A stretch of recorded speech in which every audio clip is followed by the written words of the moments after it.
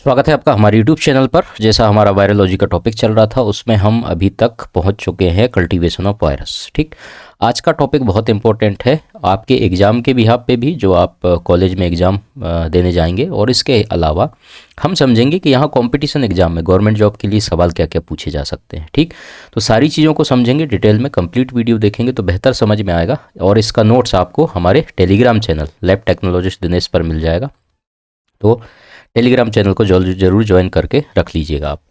तो सबसे पहला चीज़ अगर हम बात करेंगे यहाँ पर, तो यहाँ पर आपको देखने को मिल रहा होगा कल्टीवेशन ऑफ वायरस। ठीक है, अब कल्टीवेशन का मतलब क्या होता है थोड़ा सा हम समझेंगे। ठीक है, आसान भाषा में समझेंगे ताकि आपको समझ में आ जाए। देखिए, बैक्टीरिया अगर कोई होता है, ठीक है, तो बैक्टीरिया अगर कोई है तो बैक्टीरिया, एक बैक्टीरिया से बहुत सारे बैक्टीरिया बनाने के लिए हमें क्या करना पड़ता है, जिसको हम बोलते हैं क्या, कल्चर, है ना। तो कल्चर के माध्यम से आप एक बैक्टीरिया से बहुत सारे बैक्टीरिया को क्या कर सकते हो, बना सकते हो। ये बहुत आसान होता है। कोई भी एक कल्चर मीडिया आप इस्तेमाल करते हो, मतलब बैक्टीरिया के कैरेक्टरिस्टिक के हिसाब से कल्चर मीडिया डिसाइड किया जाता है और उसमें आप कल्चर करके बैक्टीरिया से बहुत सारे बैक्टीरिया बना सकते हैं। लेकिन वायरस के कंडीशन में क्या है, इतना आसान नहीं है कि आप कल्चर मीडिया में इसको ग्रो कर सकते हो। कल्चर मीडिया में ग्रो करना मुश्किल होता है ना। तो कल्चर मीडिया में ग्रो नहीं होता है, ठीक है ना। तो इसके लिए हम क्या करेंगे, कल्टीवेशन ऑफ वायरस, अगर इसको कल्टीवेशन करना है, मतलब खेती करना होता है। कल्टीवेशन का मतलब सिंपल तौर पे, है ना, एक बीज डालते हैं, बहुत सारे जो है हमारे पास क्या है, अनाज उत्पन्न होकर के आ जाता है। जैसे गेहूं का एग्जाम्पल आप लीजिए, उसी तरीके से वायरस है, एक वायरस है, इससे हमें बहुत सारे वायरसेस बनाने हैं। तो बहुत सारे वायरसेस अगर हमें पैदा करना है या उत्पन्न करना है तो उसके लिए हमें क्या करना पड़ेगा भाई, कल्टीवेशन उसका करना पड़ेगा। अब ये हम कल्चर मीडिया में नहीं कर सकते हैं, क्यों? क्योंकि हमने पहले ही पढ़ा है कि ऑब्लिगेट स्ट्रक्चर आपका वायरस का जो होता है, ये साधारण किसी कल्चर मीडिया में ग्रो नहीं हो सकता है ना, सिंपल। इसको ग्रो कराने के लिए हमें लाइव ऑर्गेनिज्म की ज़रूरत है। मतलब या तो ये सेल के अंदर ग्रो हो सकता है ना, टिश्यू के अंदर ग्रो हो सकता है। मतलब इसको जिंदा कोई होस्ट चाहिए। होस्ट कैसा चाहिए इसको भाई, जीवित चाहिए, है ना, लाइव अवस्था में है, वहाँ पर आसानी से वायरस हमें ग्रो करते हुए मिल जाएगा और बहुत सारे वायरसेस हमें मिल जाएंगे। सिंपल सा मेथड है। तो इसके लिए हमें बहुत सारे वायरसेस क्यों चाहिए है, इसके पीछे क्या कारण है, सारा चीज़ हम समझते हुए चलेंगे ताकि आपको बहुत आसान तरीके से समझ में आ जाए। कल्टीवेशन ऑफ वायरस, देखिए वायरस क्या है, ऑब्लिगेट इंट्रासेल्युलर पैरासाइट से, है ना। इंट्रासेल्युलर का मतलब किसी सेल के अंदर ही ये ग्रो कर सकता है, बाकी सिंथेटिक जो भी आप आर्टिफिशियल कल्चर मीडिया आता है या बनाते हो उसमें ये ग्रो नहीं करेगा। Can not be grown on inanimate culture medium, पहले भी हमने बात किया था। Virus can be cultivated within suitable host such as a living cell, है ना। तो इसको एक सूटेबल होस्ट चाहिए जो कि लिविंग अवस्था में होना चाहिए इसके लिए, तभी जाकर के वायरस अपना क्या कर सकता है, ग्रो कर सकता है। ये छोटी छोटी लाइनें हैं जो कि बहुत इंपॉर्टेंट है आपके कंपटीशन एग्जाम के लिए। इन्हीं लाइनों में से आपके सवाल बन जाते हैं जो कि आपको पूछा जाता है, यही ऑब्जेक्टिव होते हैं। तो इसलिए सिंपल तरीके से हम बताते हुए भी चलेंगे कि सवाल कहाँ से आएगा, क्योंकि हमारा मेन उद्देश्य ये है कि गवर्नमेंट एग्जाम में सवाल कहाँ से पूछे जाएंगे। समझ आ रहा है। प्राइमरी पर्पस, अब पर्पस क्या है, यही आपके एग्जाम में कॉम्पिटिशन एग्जाम में पूछे जाएंगे, ये ऑब्जेक्टिव में आपके सवाल रहेंगे ना। निम्नलिखित में से कौन सा पर्पस है कल्टीवेशन ऑफ वायरस के लिए, ऐसा सवाल पूछेगा और ऑब्जेक्टिव में ये सारे ऑप्शन दे देंगे। एक होगा जो नहीं होगा एक्सेप्ट करके देगा। तो इसलिए आप ध्यान रखिएगा, इन सारे ऑब्जेक्ट्स को, यही आपके ऑब्जेक्ट्स बनते हैं। तो इनको, इन लाइनों को बहुत ध्यान से पढ़िए, है ना। कभी कभी हम बहुत हल्के में निकल जाते हैं आसान तरीके से, और सवाल जब पूछ लेता है हमें लगता है कि क्या ही पूछ लिया, ऐसा नहीं होता। To isolate and identify virus and clinical specimen, है ना। कोई भी वायरस या स्पेसिमेन के अंदर वायरस अगर है तो उसको हमें आइडेंटिफाई करना है, समझ में आ रहा है। तो उसके लिए हम क्या करते हैं, कल्टीवेशन करते हैं वायरसेस का। तो ये एक इंपॉर्टेंट टॉपिक हो गया। उसके बाद वायरस का वैक्सीन बनाने के लिए भी हमें ज़रूरत पड़ता है, वायरस को क्या करना है, कल्टीवेट करना है। कोई भी वायरस अगर इन्फेक्शन कर रहा है तो उसके खिलाफ हमें अगर वैक्सीन बनाना है ना, और लोगों को सुरक्षित करना है, तो वैक्सीन की ज़रूरत होगा उस वायरस के लिए। तो उसके लिए भी हमें कल्टीवेशन की ज़रूरत पड़ती है। ये एग्जाम में आपके सवाल पूछेंगे, समझ आ रहा है। इसलिए आप ध्यान रखिएगा, इन पॉइंट्स को आप बहुत ध्यान से याद करके रखिए। And to do detail research of virus structure, है ना। अगर आपको रिसर्च करना है उस वायरस का, नया कोई वायरस आया है, समझ आ रहा है, अगर उसको रिसर्च के पर्पस पे उसका स्ट्रक्चर कैसे दिखाई दे रहा है वो जानना है, तब भी आपको कल्टीवेशन करना पड़ेगा। मल्टीप्लाई कैसे कर रहा है, उसका साइकिल कैसे चलता है, वो अगर आपको समझना है तो भी आपको क्या करना पड़ेगा, आपको कल्टीवेशन करना पड़ेगा। उसकी जेनेटिक्स मटेरियल आरएनए है, डीएनए है, क्या है, वो सारी चीज़ें बातें समझना है आपको। And effects on host cell, और जिस होस्ट सेल के अंदर है ना, चाहे वो जानवर भी हो सकता है, मनुष्य भी हो सकता है, पक्षी भी हो सकता है, ज़रूरी नहीं है, प्लांट्स भी हो सकते हैं। जहाँ पर भी इन्होंने इन्फेक्शन कॉज किया है उसके अंदर कौन सा डिसीज कॉज कर रहा है, किस तरीके का उसके अंदर इन्फेक्शन कॉज किया है इसने, है ना, उस व्यक्ति के अंदर क्या क्या सिम्टम्स आपको देखने को मिल रहा है, वो सारी चीज़ों को अगर आपको समझना है तो वो सारी चीज़ें आपको इसमें हेल्प करता है। तो ये सारे के सारे पर्पस हैं भाई, हमने कुछ पर्पस आपको बता दिए कि कल्टीवेशन के पीछे का कारण क्या है, हम क्यों कल्टीवेशन कर रहे हैं ना। तो ये इंपॉर्टेंट पॉइंट हैं जिनको आपको, पहला चीज़ तो आइडेंटिफाई ही है ना, वायरस को आइडेंटिफाई करना है हमको कि ये कौन सा वायरस है भाई जिसने इन्फेक्शन कॉज किया है। हमने सैंपल लिया, कल्टीवेशन करेंगे, जानेंगे, उसके बारे में रिसर्च करेंगे, उसका स्ट्रक्चर देखेंगे, मल्टीप्लाई कैसे करता है, इफेक्ट क्या कर रहा है होस्ट के अंदर, ये सारी चीज़ों को जानने के लिए हमें कल्टीवेशन करना पड़ेगा। That's all. ओके, तो ये सिंपल सा चीज़ आपने समझ लिया वायरस के अंदर। अगला, अब मेथड क्या क्या हो सकते हैं, है ना, सबसे इंपॉर्टेंट चीज़ क्या है, मेथड। अब कल्टीवेशन तो हम करेंगे लेकिन उसके पीछे मेथड क्या है, अगर आप प्रैक्टिकल इन चीज़ों को समझ पाएंगे तो बहुत बेहतर होगा। आज लिखी हुई चीज़ें ज़्यादा है, समझाने के लिए भी बहुत कुछ है, ऐसा नहीं है, है ना, लिखी हुई चीज़ें ज़्यादा है तो उनको हम समझते हुए चलेंगे, बहुत साधारण तरीके से हिंदी में मैं आपको एक्सप्लेन कर रहा हूँ। तो जनरली 3 मेथड हैं जिनको हम इसमें इस्तेमाल करते हैं वायरस के कल्टीवेशन के लिए। पहला कौन सा, एनिमल इनोक्यूलेशन, मोस्ट इंपॉर्टेंट। ये टाइप्स हैं, आपको पूछे जाएंगे, है ना। एनिमल के अंदर आपने इनोक्यूलेशन कर दिया भाई, जिंदा है कर सकते हैं, है ना, लेकिन इसमें बहुत सारे लोचे हैं जो हम आगे जा करके समझेंगे। अगला है आपको inoculation virus of embryonated egg, सबसे बेस्ट, है ना। एम्ब्रियोनेटेड एग है, अगर अंडा है ना, एम्ब्रियो है उसके अंदर, उसमें अगर हम इनोक्यूलेट कर सकते हैं, वो भी जीवित है, लाइव है ना। तो लिविंग फेज में हम कर सकते हैं, जिंदा चाहिए, हमने बात किया, शर्त है वायरस भाई साहब को अगर उसको मल्टीप्लाई करना है या ग्रो करना है तो उसको एक जीवित होस्ट चाहिए ही है। तो उस अवस्था में ये भी जीवित है, ये भी जीवित है, एम्ब्रियोनेटेड एग, सिंपल। उसके बाद दिया है टिश्यू कल्चर। टिश्यू कल्चर में आपके सेल लाइन कल्चर आते हैं, है ना, कौन सा आता है, सेल लाइन कल्चर। तो कोई भी सेल के अंदर आप इसको ग्रो करा सकते हो, सिंपल है। सेल के अंदर क्या होता है, न्यूक्लियस होता है, साइटोप्लाज्म होता है, बहुत सारे ऑर्गेनेल्स होते हैं जो कि जीवित अवस्था में है, आपको इसको जीवित रखना पड़ेगा, है ना, शर्त वही है, जीवित है तब आप इसके अंदर ग्रो कर सकते हो। तो ये 3 इंपॉर्टेंट मेथड हैं जिसमें से आप कल्टीवेशन कर सकते हो वायरस का, मोस्ट इंपॉर्टेंट, तीनों के तीनों पॉइंट मोस्ट इंपॉर्टेंट। आइए समझते हैं एक एक करके इसमें क्या क्या लोचे हैं। देखो अब ये डायग्राम को आप समझो, है ना, डायग्राम में देखो, एनिमल इनोक्यूलेशन में आपको, ये कोई एनिमल है ना, एनिमल में बहुत सारे हो सकते हैं, माइस हो सकता है ना, रैट हो सकता है, गिनी पिग हो सकता है, उसके अलावा रैबिट भी हो सकता है, ठीक है, मंकी भी हो सकता है। ये सारे जो हैं एनिमल्स होते हैं जिनके अंदर हम इनोक्यूलेट कर सकते हैं वायरस का और उसके बाद कल्टीवेशन उसका कर सकते हैं, सिंपल है। लेकिन इन एनिमल्स में क्या है, बहुत सारे प्रॉब्लम्स होते हैं ना, इसके एडवांटेज और डिसएडवांटेज भी आपको एग्जाम में पूछेगा, समझ में आ रहा है, इसलिए एडवांटेज और डिसएडवांटेज दोनों चीज़ें मैं बताऊंगा, वो ध्यान से आप समझते हुए चलना, तो बेहतर तरीके से आपको एग्जाम में फाइट करने के लिए आसानी होगा। समझ आ रहा है, ये छोटी छोटी बातें हैं जो आप कंपटीशन एग्जाम के लिए ध्यान नहीं देते और आपसे आंसर नहीं बनता है, इसलिए जो है आपसे कहाँ गलती होती है वो भी हम समझाते हुए चलते हैं कि भाई पढ़ाते समय या पढ़ते समय क्या क्या बातों को ध्यान रखना है कि आपके कंपटीशन एग्जाम में ये सारी चीज़ें मदद कर सकता है ना। एनिमल को हैंडल करना और इनका रख रखाव करना बहुत मुश्किल होता है, ये सारी चीज़ें अभी हम देखेंगे।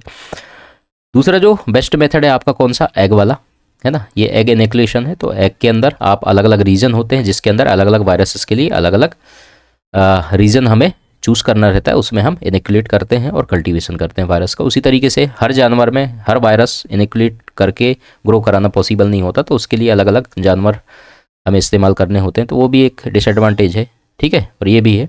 उसके बाद है हमारा ये क्या, टिश्यू कल्चर, है ना। तो टिश्यू कल्चर में सेल है कोई जीवित अवस्था में है, उसके अंदर भी आप ग्रो करा सकते हो आसानी से। तो ये 3 मेथड हैं जिसके अंदर आप आसानी से वायरस को क्या कर सकते हो, कल्टीवेट कर सकते हो। पहला है हमारा एनिमल इनोक्यूलेशन, है ना, अर्लीस्ट मेथड है, मतलब स्टार्टिंग में जब हमारे पास इसको कल्टीवेट करना था वायरस को, तो हमारे पास क्या था, एक ही ऑप्शन था जो कि हमारा एनिमल था, है ना। Virus causing human disease was inoculation of the human volunteers, है ना, बहुत सारी ह्यूमन वॉलंटियर्स को इस्तेमाल किया गया, तो उनके अंदर रिसर्च किया जाए, देखा जाए इस तरीके से वायरस का करेक्टरिस्टिक है, कैसे काम करता है, और उसके अंदर बहुत सारे वायरसेस उत्पन्न किया जा सकता है ना।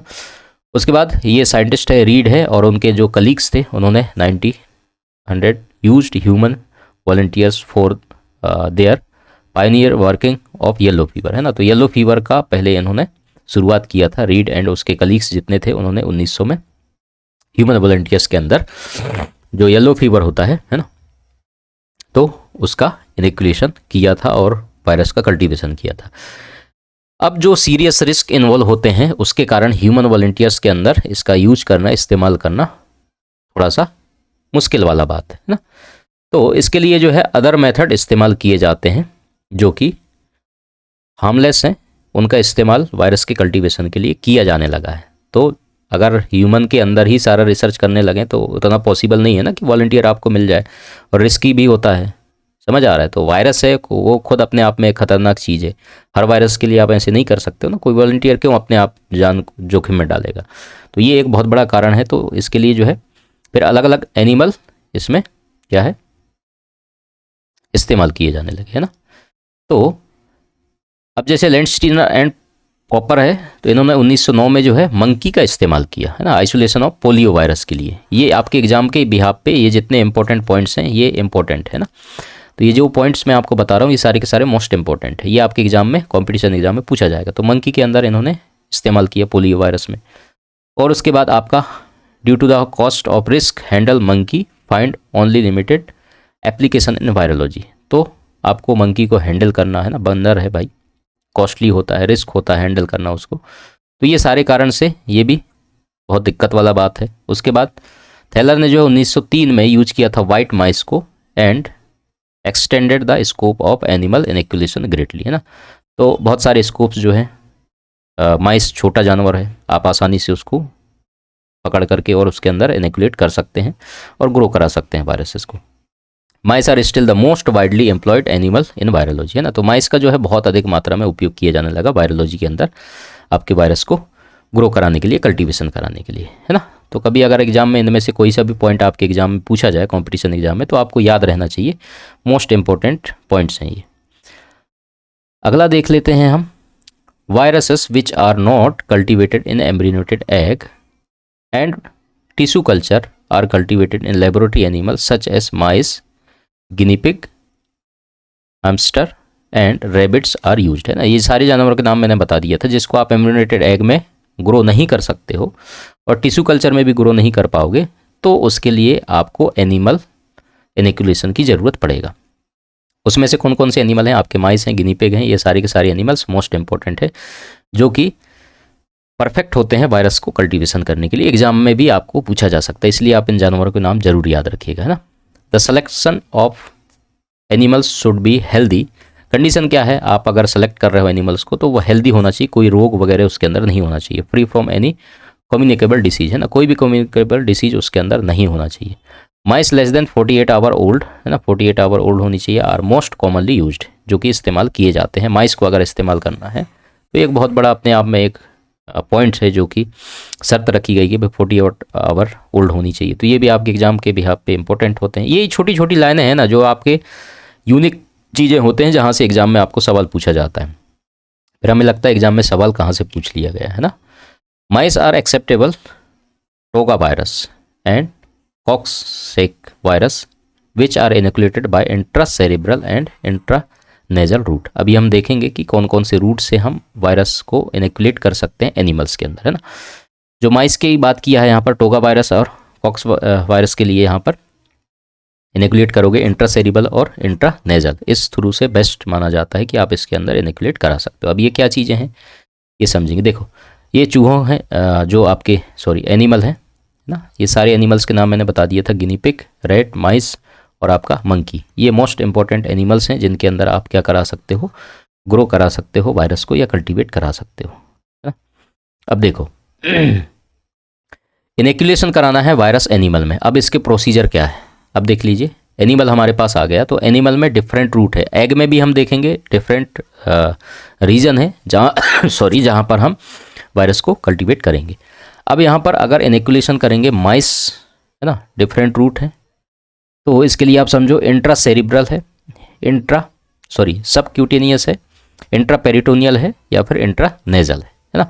तो ये आपके कुछ प्रोसीजर हैं जिसके थ्रू आप एनिमल के अंदर वायरस को इनिक्यूलेट करा सकते हो।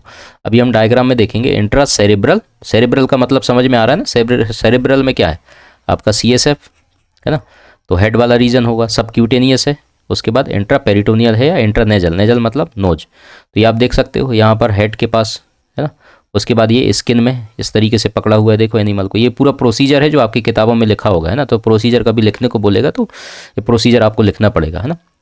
और इंजेक्शन के थ्रू क्या कर दिया गया, इसके अंदर इंटर करा दिया गया है ना। उसके बाद ये देखो यहाँ पर पीछे के साइड यहाँ पर स्किन में कराया जा रहा है नेजल, ठीक है, नोज आपको देखने को मिल रहा है। तो इस तरीके से अलग अलग प्रोसीजर हैं जहाँ से आप इनोकुलेट कर सकते हो वायरस को बहुत आसानी से, ठीक। और उसके बाद इसमें वायरस का ग्रो होना स्टार्ट हो जाएगा।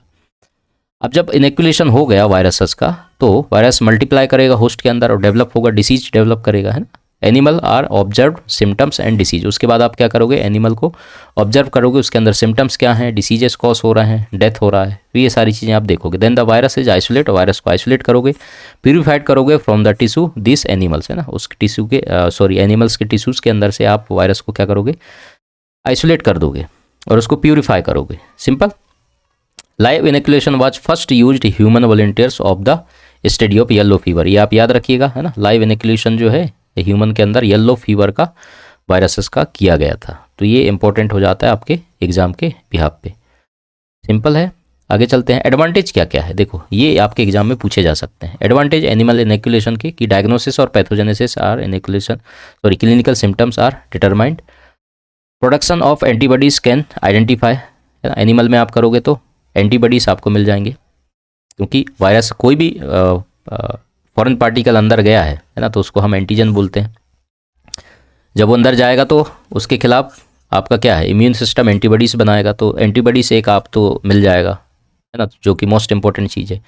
प्राइमरी आइसोलेशन, सर्टन वायरस, जो भी सर्टन वायरस है उसका प्राइमरी आइसोलेशन आप कर सकते हो। Mice provide reliable model for studying viral replication, replication virus कैसे करता है उसका जो है प्रॉपर तरीके से आपको मिल जाएगा। Used for the study immune response है ना, इम्यून रिस्पॉन्स कैसे करता है, एपिडेमियोलॉजी एंड ऑन्कोजेनेसिस, ये सारे के सारे जो हैं आपके एडवांटेज हैं किसका, एनिमल इनोकुलेशन के। तो ये पॉइंट आप याद कर लेना, कभी एग्जाम में पूछा जा सकता है। डिसएडवांटेज बहुत सारे, एक्सपेंसिव है, डिफिकल्टीज है मेंटेनेंस करना एनिमल्स को है ना, डिफिकल्टी होता है choosing animal for particular virus के लिए भाई हम कौन सा एनिमल इस्तेमाल करें, ये सारी चीज़ें। Some human virus can not be grown animal, कुछ ह्यूमन वायरसेस हैं जो एनिमल में ग्रो नहीं कर सकता है, तो दिक्कत वाली बात है। और can be grown but do not cause disease है ना, डिसीज कॉज नहीं कर सकता। तो mice do not provide models for vaccine development, vaccine development में ये आपको सही नहीं होता है। उसके बाद issues related animal welfare system, welfare system जो है किसी भी कंट्री का वो होता है, तो ये सारा चीज़ इलीगल हो जाता है। तो ये बहुत सारे कारण हैं जो कि डिसएडवांटेज हैं आपके एनिमल इनोकुलेशन के लिए। तो बहुत सारे डिसएडवांटेज हैं, तो ये आप याद रखिएगा, डिसएडवांटेज आपके एग्जाम में पूछे जा सकते हैं कि एनिमल इनोकुलेशन के कौन कौन से डिसएडवांटेज हैं। तो ये सारे पॉइंट्स आपके एग्जाम में रहेंगे और इस तरीके से आपको ऑब्जेक्टिव छांटने रहते हैं। अब देखो एम्ब्रियोनेटेड एग है ना, एम्ब्रियोनेटेड एग में इनोकुलेशन आप कैसे करोगे। तो गुड पास्चर जो है 1931 में फर्स्ट यूज किया था एम्ब्रियोनेटेड हेंस एग का for the cultivation of virus, ये एग्जाम के बिहाफ पे इंपॉर्टेंट हो जाता है ना। The process of cultivation of virus embryonated egg depends on the type of egg which is used, तो जो भी प्रोसेस आप कल्टीवेशन वायरस के लिए करेंगे, एम्ब्रियोनेटेड एग कौन सा है वो डिपेंड करेगा कि किस टाइप का एग है ना, जो आप इस्तेमाल करते हो। तो वायरस के इनोकुलेट करने के लिए चिक एम्ब्रियो जो है आपको होना चाहिए 7 से 12 दिन का पुराना, सिंपल है। तो ये दिन बहुत इंपॉर्टेंट है, कभी आपके एग्जाम में ये ऐसे ही पॉइंट आपके एग्जाम में इंपॉर्टेंट है जो आपको पूछा जाएगा, समझ आ रहा है। जब भी आप पढ़ेंगे ऐसे पॉइंट्स को आप हाईलाइट कीजिए, याद कीजिएगा, तो ऐसे पॉइंट से ही सवाल आपके बनते हैं। For inoculation egg are first prepared for cultivation, the cell surface of first disinfectant with iodine and penetrate with a small sterile drill. सबसे पहले जब आपके पास एग आया है, कोई भी एग है ना, तो एग को आप क्या करोगे, कल्टीवेशन करने के लिए तैयार करोगे। उसके बाद उसके सरफेस को डिसइंफेक्टेंट करोगे आयोडीन एंड पेनिट्रेट करने के लिए आपके पास क्या करना पड़ेगा, ड्रिल करना पड़ेगा है ना। सबसे पहला चीज़ तो वो क्या है, कोई भी इन्फेक्शन से फ्री होना चाहिए, ऐसा नहीं कोई इन्फेक्शन ऑलरेडी उसके अंदर हो, फ्रेश होना चाहिए। और उसके बाद उसको आप स्टेराइल करोगे पहले है ना, डिसइंफेक्टेंट करोगे, स्टेराइल डिसइंफेक्टेंट करोगे ताकि कोई भी अदर इन्फेक्शन उसके अंदर पहले से ऑलरेडी ना हो। इस बात को आपको ध्यान रखना है, सिंपल। अब इनोकुलेशन आपने कर दिया तो ओपनिंग सील्ड करोगे विद जेलेटिन और पैराफिन, और सील तो करोगे। पूरा प्रोसीजर आपकी किताबों में दिया है, प्रोसीजर पे हम नहीं जा रहे हैं, मेथड जरूर पढ़ेंगे, पूरा प्रोसीजर कैसे कैसे करते हैं वो सारी चीज़ आप पढ़ेंगे। इंक्यूबेट करते हैं 36 फॉर 2 to 3 डेज, है ना। और उसके बाद आफ्टर इनोकुलेशन एग जो है आप उसको ब्रोकन करोगे और वायरस उसके अंदर से आइसोलेट करोगे, सिंपल है। वायरस ग्रोथ एंड मल्टीप्लिकेशन आप देखोगे एग के एम्ब्रियो में, है ना, इंडिकेट्स करेगा by the death of embryo, embryo का डेथ हो जाएगा, बाय एम्ब्रियो सेल डैमेज हो जाएगा, और उसके बाद फॉर्मेशन ऑफ टिपिकल पॉक्स, है ना, आपको जो है उसके अंदर टिपिकल पॉक्स देखने को मिलेगा और लीजन्स देखने को मिलेगा, जिसको लीजन्स बोलते हैं, है ना, ऑन द एग मेम्ब्रेन, ठीक है। तो ये सारी चीज़ें जो है आपको सॉरी देखने को मिलेगा किसके अंदर, एम्ब्रियो के अंदर, एग के, जहाँ पर भी आपने जो भी रीजन में किया होगा वहाँ पर ये सारे चीज़ें आपको दिखाई देगा अगर वायरस ने अच्छे तरीके से ग्रो किया है तो। Virus can be cultivated in various part ना, जो अलग अलग पार्ट्स होते हैं, जैसे कि chorio allantoic membrane, allantoic cavity, उसके बाद एमनियोटिक सैक और यूक सैक। ये 4 रीजन मोस्ट इंपॉर्टेंट हैं जहाँ पर आप वायरस को क्या कर सकते हो, कल्टिवेट कर सकते हो, इनोकुलेशन कर सकते हो। अब इसके लिए मोस्ट इंपॉर्टेंट चीज़ एग्जाम के बिहाफ पे क्या हो जाता है, डायग्राम में हम समझेंगे, है ना। Route of the viral inoculation. अब अंडा आपके पास आ गया, एग में आप कहाँ कहाँ अंडे के अलग अलग रीजन्स होते हैं जहाँ पर आप ग्रो करोगे। सबसे पहला कैम, है ना, chorio allantoic membrane, amniotic cavity, allantoic cavity और यूक सैक। ये चारों के चारों भाई आप अच्छे से याद कर लेना, और इन चारों के चारों जगह पर आप कौन से वायरसेस को कल्टीवेट कर सकते हो या इनोकुलेशन कर सकते हो वो इंपॉर्टेंट हो जाता है। तो डायग्राम से हम देखेंगे, देखो ये आपके डायग्राम है ना, ये अंडा है पूरा, इसके अंदर देखो रीजन क्या है, एमनियोटिक कैविटी, सीधे अंदर चले जाओ, ये है ना, कोरियो एलेंटोइक मेम्ब्रेन इनोकुलेशन, ये वाला कोरियो एलेंटोइक मेम्ब्रेन है। तो यहाँ पर आप हर्पिस सिम्प्लेक्स वायरस और पॉक्स वायरस, है ना, रॉस सार्कोमा वायरस आप इनोकुलेट करोगे। एमनियोटिक इनोकुलेशन, ये पूरा एमनियोटिक है, एमनियोटिक के अंदर अगर आपको इनोकुलेशन करना है तो इन्फ्लुएंजा वायरस है, मम्प्स वायरस है, मोस्ट इंपॉर्टेंट, है ना। यूकसैक इनोकुलेशन, ये पूरा यूकसैक है, यूकसैक के अंदर इनोकुलेशन आप हर्पिस सिम्प्लेक्स वायरस का करोगे। उसके बाद एलेंटोइक इनोकुलेशन, है ना, एमनियोटिक एलेंटोइक अलग अलग है। तो ये एलेंटोइक आपको देखा, ये कोरियो एलेंटोइक है ना, ऊपर देखने को मिल रहा है, और ये एलेंटोइक है, दोनों में अंतर है। तो एलेंटोइक इनोकुलेशन में आपको influenza virus, mumps virus, new castle disease virus, और उसके बाद एवियन एडिनो वायरस, ये मोस्ट इंपॉर्टेंट है। एवियन मतलब जो पक्षी वगैरह में डिसीज कॉज करते हैं जो वायरस, उनको बोलते हैं। तो ये बेस्ट माना जाता है, सिंपल है। तो इस तरीके से कुछ है, आपको ये अगर डायग्राम बनाना पड़ेगा, अगर आपके एग्ज़ाम में सवाल पूछता है ना, तो ये पूरा प्रोसेस भी लिखना पड़ता है, कैसे कैसे करते हैं, क्या क्या चीज़ें करनी पड़ती है। ये रीज़न इंपॉर्टेंट है आपके कंपटीशन एग्जाम के हिसाब से। तो हम अभी पढ़ रहे हैं कंपटीशन बिहाफ पे, तो कौन कौन सी जगह हैं ये सारे के सारे आपको याद करना है, कौन से वायरसेस के लिए इंपॉर्टेंट है वो आपको याद करना पड़ेगा। अगला कोरियो एलेंटोइक मेम्ब्रेन देख लो, inoculation mainly growing pox virus के लिए माना जाता है। After inoculation and visible lesions called pox, जिसको बोलेंगे पॉक्स बोलते हैं, है ना, जो लीजन्स आपको दिखाई देंगे उसको क्या बोलते हैं, पॉक्स, ये इंपॉर्टेंट है ना। ऑब्जर्व करोगे which is grey white area, transparent कैम, ठीक। Herpes simplex virus also grown, इसमें हर्पिस सिम्प्लेक्स वायरस भी ग्रो कर सकता है। Single virus give single pox, है ना, सिंगल वायरस सिंगल पॉक्स आपको देखने को मिलेगा उसमें। This method is suitable for plague studies, है ना, प्लेग स्टडीज के लिए भी इस मेथड का इस्तेमाल किया जा सकता है। एलेंटोइक कैविटी है, तो एलेंटोइक कैविटी में इनोकुलेशन करोगे मेनली प्रोडक्शन ऑफ वैक्सीन, है ना, mainly production of vaccine and influenza virus, yellow fever और rabies. Most of the avian viruses, है ना, आइसोलेट करोगे using this method. Avian virus बता दिया मैंने, पक्षी वगैरह में जो होता है, फ्लू, है ना, बर्ड फ्लू बोलते हो। एमनियोटिक सैक में इनोकुलेशन करोगे mainly done primary isolation of influenza virus and mumps virus, है ना, प्राइमरी इनोकुलेशन आप करोगे आइसोलेशन इन्फ्लुएंजा का और मम्प्स का एमनियोटिक कैविटी में। Growth and replication of virus egg embryo can be detected of haem agglutination assay, ये बहुत इंपॉर्टेंट पॉइंट है, इसको आप अच्छे से याद कर लीजिएगा। हीम एग्लूटिनेशन एसे डिटेक्टेड होता है आपके एग एम्ब्रियो के अंदर, ठीक है। तो ये आप याद कर लेना, ये पॉइंट आपके एग्जाम के हिसाब से इंपॉर्टेंट है।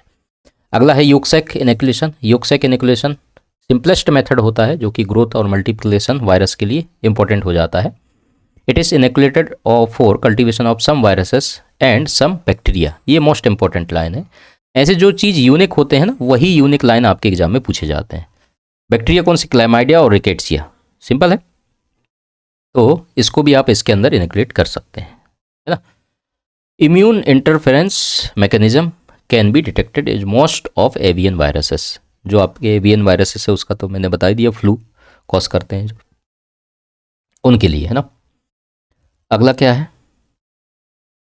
Advantage of inoculation of egg inoculation. Advantage तो बहुत सारे हैं फायदे।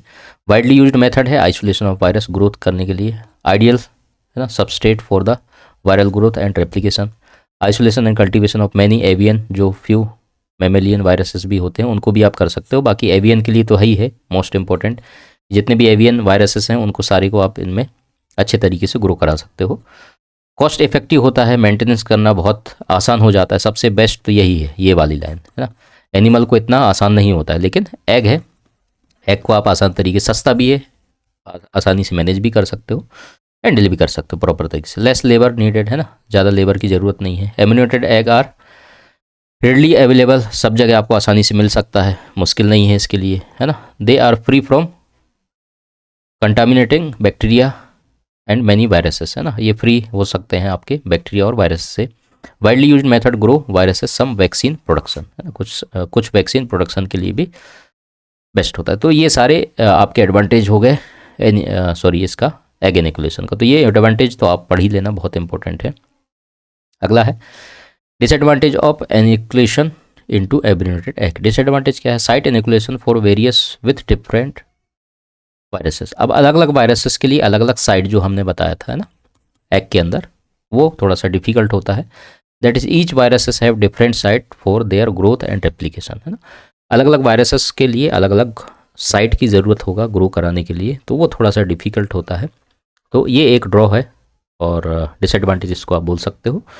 तो ठीक है, खैर बेस्ट तो है ही है, बहुत सारी चीज़ें अच्छी हैं तो बुराइयाँ भी हैं, दोनों चीज़ें हैं। अगला हम आ जाते हैं किसमें? टिश्यू कल्चर में। देखो इसको समझ लो। टिश्यू कल्चर में सबसे पहले है ऑर्गन कल्चर। कोई ऑर्गन है आपको mainly done highly specialized parasite अगर कोई है तो certain organ, example tracheal ring culture अगर आप करना है तो इसमें आइसोलेशन आप कर सकते हो कोरोना वायरस का, है ना। तो ये इंपॉर्टेंट है ऑर्गन कल्चर के लिए, ज़्यादातर करते नहीं है। एक्सप्लांट कल्चर ये भी इस्तेमाल नहीं किया जाता है। फ्रेगमेंटेड अगर टिश्यू है can be grown as explant is plasma clot में आप करोगे, है ना। This method is rarely use होता है। उसके बाद सेल लाइन कल्चर है, ये मोस्टली यूज होता है, ठीक है। तो कल्टीवेशन ऑफ वायरस के लिए सेल लाइन कल्चर बहुत इंपॉर्टेंट है। तो सेल लाइन कल्चर मैं समझा लेता हूँ आपको यहाँ पर कौन कौन से हैं। सेल लाइन कल्चर में क्या क्या होगा पहले आप देख लो, पढ़ लो आसानी से, फिर मैं तीनों के तीनों पॉइंट को आपको बता दूंगा। Cell culture is mostly use identification and cultivation of viruses. Cell culture is the process which cell are grown under control condition, है ना। सेल कल्चर में जो है ये ऐसा प्रोसेस है जिसमें कंट्रोल कंडीशन में आप आसानी से ग्रो करा सकते हो, और जो भी आपके वायरसेस के आइडेंटिफिकेशन है उसके लिए मोस्ट इंपॉर्टेंट हो जाता है। सेल जो है ग्रोन करता है इन विट्रो ऑन ग्लासेस और treated plastic surface in a suitable growth media, ठीक है। तो सेल जब हम कह रहे हैं तो सेल को हमें बॉडी से बाहर निकालना है। ये कोई है, इसके बॉडी से हमें सेल को बाहर निकाला, ये हमारे पास सेल आया। आपके पास ये कोई ग्रोथ मीडिया है ना, टिश्यू कल्चर मीडिया भी आप बोल सकते हो। तो ये आपके पास मीडिया है, इसके अंदर सारे वो न्यूट्रिएंट्स हैं जो सेल को चाहिए। किसको चाहिए? सेल को चाहिए। सेल को जिंदा रखने के लिए इसके अंदर सारे न्यूट्रिएंट्स हैं, ये समझ लो, है ना। ये सारे न्यूट्रिएंट्स इसके अंदर है। आपने इसके अंदर सेल डाला, ये सेल डाल दिया, ठीक है। अब इसके अंदर सेल को जिंदा रहने के लिए, मल्टीप्लाई करने के लिए भी सारे के सारे चीज़ इस मीडिया के अंदर हैं। अब इसमें मीडिया के अंदर आपने इस सेल को डाल दिया निकाल के, लंग सेल डाल दिया मान लो के बाद निकाल के ना, तो इसके अंदर बहुत सारे सेल डेवलप हो जाएंगे, डेवलप हो गए।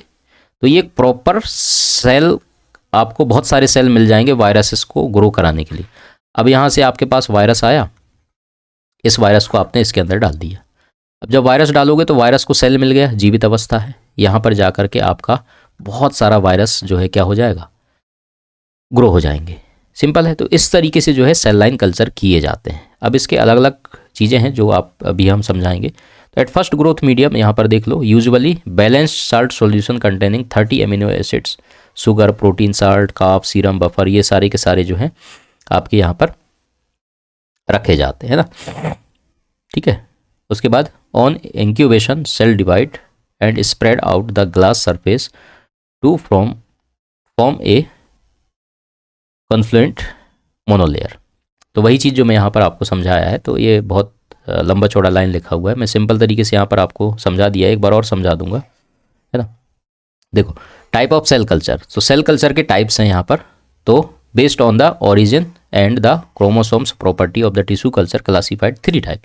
पहला है primary cell line. Primary cell line culture में क्या है, ये मेरे पास सेल है ना, सेल आ गया, ये सेल है, मैंने बॉडी से सेल निकाला है, ये सेल मेरे पास आ गया। अब इस सेल को मुझे मल्टीप्लाई कराना है, इस सेल के अंदर मुझे वायरस डालना है एक्चुअली में, तो सेल को मुझे बहुत अधिक मात्रा में करना होगा। तो ये मेरे पास एक मीडिया है, मीडिया में मेरे पास सारे न्यूट्रिएंट्स हैं जो इस सेल के लिए क्या है, सफिशिएंट है ग्रो कराने के लिए। सबसे पहले मैं यहाँ पर सेल डाल दूंगा, सेल डाल दिया, यहाँ पर वो मीडिया है जो सेल के लिए सारे न्यूट्रिएंट्स प्रोवाइड है। अब ये सेल यहाँ पर ग्रो करेगा, सेल को अच्छे जिंदा रहने के लिए सारी चीज़ यहाँ पर मिल गया है ना, सेल जिंदा रहेगा, अच्छे से ग्रो करेगा, मीडिया मेरे पास है। तो अब यहाँ पर मेरे पास सेल आ गया, ठीक है। अब सेल के अंदर मुझे वायरस को डालना है, ये मेरे पास क्या है, वायरस। तो वायरस को जब मैं यहाँ पर डालूंगा, वायरस को सेल मिल गया, जिंदा है सेल, तो वायरस आसानी से इसके अंदर क्या करेगा, मल्टीप्लाई करेगा, है ना, मल्टीप्लाई करेगा और बहुत सारे वायरस इसकी जो है आपको यहाँ पर मिल जाएंगे, वायरस मिल जाएगा। तो ये सिंपल जो है freshly taken from the animal और ह्यूमन बॉडी के अंदर से आपने नॉर्मल सेल निकाला, they are able to grow only limited time, can not be maintain serial culture, इसमें सीरियल कल्चर नहीं होगा, है ना, तो लिमिटेड टाइम के लिए होता है। They are used for the primary isolation, है ना, virus production of the vaccine. तो ये मोस्ट इंपॉर्टेंट हो जाता है कि प्राइमरी आइसोलेशन करना है तो cell line culture, primary cell line culture important हो जाता है। एग्जाम्पल के लिए मंकी किडनी सेल कल्चर, है ना, ह्यूमन एम्ब्रियोनेटेड किडनी, और उसके बाद चिक एम्ब्रियो सेल कल्चर, तो ये इंपॉर्टेंट हो जाता है सेल कल्चर। तो ये सिंपल सी चीज़ है जो कि आपको प्राइमरी सेल लाइन कल्चर में देखने को मिलता है। अगला आपका आ जाता है diploid cell culture, semi continuous cell line culture, दो नाम है इसके, है ना, डिप्लॉयड सेल कल्चर या फिर semi continuous cell line culture. They are diploid and contain the same number of chromosomes as the parent cell.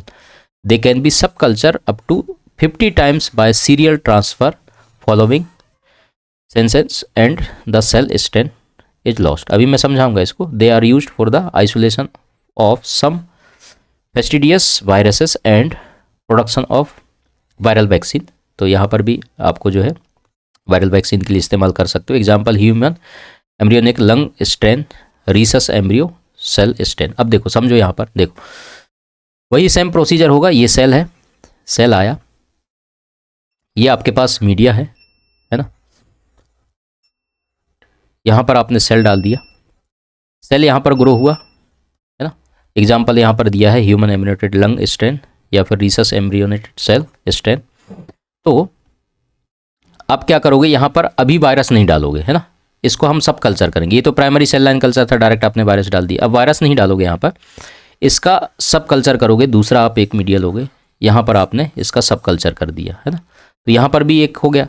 फिर उसके बाद सीरियल तरीके से दूसरा भी आप इसको यहाँ से मटेरियल उठा करके फिर यहाँ से दूसरा सब कल्चर कर सकते हो, है ना। तो इस तरीके से आप जो है 50 टाइम यहाँ पर लिखा हुआ है सीरियल ट्रांसफर करके आप इसको कर सकते हो। तो ये सब कल्चरिंग कहला जाता है ना। अभी हमने वायरस नहीं डाला है यहाँ पर, तुरंत सेल को ग्रो करा करके सेल डाल करके वायरस नहीं डाला, यहीं से मटेरियल उठा करके सेल हमारे पास मिल गए, दूसरे में ट्रांसफर कर दिया, है ना। तो यहाँ पर ये क्या बन गया आपका, सीरियल या semi continuous cell line culture बन गया या डिप्लॉयड सेल कल्चर बन गया। सिंपल मेथड समझ में आ गया। जब इस तरीके से बन जाएगा तो आप इसके अंदर वायरस को डाल सकते हो, फिर वायरस देन ग्रो करेगा।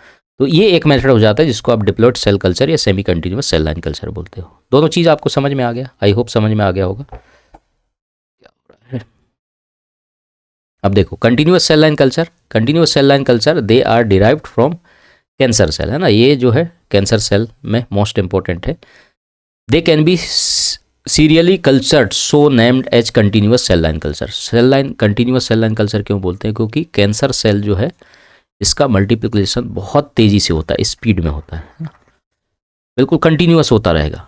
समझ में आ रहा है, हाँ। तो ये कहीं पर भी जाकर के रुकता नहीं है, कंटिन्यूअस चलता रहता है। जो कैंसरस सेल होते हैं इनको तो जीवित कोई होस्ट चाहिए और उसके बाद ये कंटिन्यूअस अपना ग्रोथ चालू रखता है। दे कैन बी, बाकी सबका लिमिटेशन है, इसकी लिमिट नहीं है ना। They can be maintain either by serial sub culture और by storing of deep freeze, है ना, एट 70 डिग्री टेम्परेचर। ये इंपॉर्टेंट पॉइंट है, आप इसको याद रखेंगे। सीरियल का सब कल्चर करते करते आप इसको कितना भी आप ग्रो करा सकते हैं। बाकी दूसरा रास्ता क्या है, स्टोरिंग कर सकते हो deep freeze -70 degree. Due to derivation from cancer cell they are not useful for vaccine, आप इसको वैक्सीन प्रोडक्शन के लिए इस्तेमाल नहीं कर सकते हैं। सिंपल है, तो आप ये पॉइंट याद रखिएगा। आपको एग्जाम में ये वाली लाइन आपसे पूछा जाएगा, जो कि आपका डेरिवेशन फ्रॉम कैंसर है ना, सेल जो भी होता है, तो ये यूजफुल नहीं होता आपके वैक्सीन प्रोडक्शन के लिए। एग्जाम्पल के तौर पे यहाँ पर दिया है ला human carcinoma of cervix cell line, HEP2 है ना, human epithelioma of larynx cell line, BHK21। तो ये सारे के सारे एग्जाम्पल हैं। एग्जाम्पल भी आपसे पूछा जा सकता है, तो एग्जाम्पल आप याद रखेंगे। मैं सबके एग्जाम्पल यहाँ पर बता दिया है, प्राइमरी सेल लाइन कल्चर के, डिप्लॉयड के भी और कंटिन्यूस सेल लाइन कल्चर के भी। तो ये मैंने एग्जाम्पल कुछ बता दिए हैं जो कि इंपॉर्टेंट हैं, आपको इनको याद करना है ना। अब इसके एडवांटेज भी हैं और डिसएडवांटेज भी है। क्या क्या है भाई एडवांटेज डिसएडवांटेज, देख लो। सेल लाइन कल्चर की रिलेटिव इज ब्रॉड स्पेक्ट्रम, है ना, चीपर एंड सेंसिटिविटी। तो ये मोस्ट इम्पॉर्टेंट आपके एडवांटेज है, जो कि जो जीवित अवस्था है सेल लाइन कल्चर का, है ना, इसका ब्रॉड स्पेक्ट्रम है, चीपर भी है और सेंसिटिविटी भी इसकी अच्छी है। तो ये एक एडवांटेज हो जाता है। डिसएडवांटेज क्या है सेल लाइन कल्चर के, तो प्रोसेस जो होता है रिक्वायर्ड ट्रेन टेक्नीशियन ही और एक्सपीरियंस जो वर्कर होंगे फुल टाइम बेसिस पे, वही इसको हैंडल कर सकते हैं। तो ये एक डिसएडवांटेज है ना, हर कोई नहीं कर पाएगा इसको। State health laboratories and hospital laboratories do not isolate and identify virus in clinical work, है ना। तो कई जगह पर बहुत सारे नियम कानून होते हैं, वो सारे के सारे मुद्दे पे हम नहीं जाएंगे, उसको हम डिसएडवांटेज भी बोल सकते हैं और ठीक भी है ना। और टिश्यू और serum for analysis is send to central laboratories to identify virus. देखो ये वायरस का कल्टीवेशन और ये सारा चीज़, वायरस का खेल इतना आसान तो है नहीं कि हर कहीं किया जा सकता है ना। सेंट्रल लेबोरेटरीज होते हैं, कुछ गिने चुने ही होते हैं जहाँ पर ये सारे रिसर्च के काम किए जाते हैं, है ना। उसके लिए अलग से ट्रेंड स्टाफ होते हैं, हर कोई उसमें इन्वॉल्व नहीं हो सकता, इतना आसान नहीं होता है वो करना। तो इसलिए जो है ये प्रॉपर तरीके से एक सेंट्रल लेबोरेटरीज होते हैं, वहीं पर ये सारे रिसर्च के काम किए जाते हैं और आइसोलेशन का काम किया जाता है। तो ये एक डिसएडवांटेज है इसकी। सिंपल है, तो ये सारे के सारे एडवांटेज और डिसएडवांटेज हमने बता दिया है। थैंक्स आप लोगों को, इतना तक आपने देखा। ये नोट्स आपको हमारे लैब टेक्नोलॉजिस्ट दिनेश, देख लो स्पेलिंग, ये टेलीग्राम का चैनल है, यहाँ पर मिल जाएगा, है ना। और अधिक संपर्क करना है, हमारे MCQs के नोट्स भी हैं मेडिकल लैब टेक्नोलॉजिस्ट के लिए, तो वो भी आप मंगवा सकते हो। 76 10 38 51 48 इस नंबर पे आप कांटेक्ट करेंगे, आपको सारी जानकारी दे दिया जाएगा, जो कि MCQs के नोट्स हैं आपके कंपटीशन एग्जाम के लिए, तो वो हेल्पफुल होंगे। और फिर मिलेंगे नेक्स्ट क्लास में, तब तक के लिए थैंक यू सो मच। आपने क्लास देखा, समझ में आया होगा, आई होप। दोबारा देखिए अगर आपके समझ नहीं आता है तो, ठीक है। मिलते हैं नेक्स्ट क्लास में, तब तक के लिए बाय, शुक्रिया।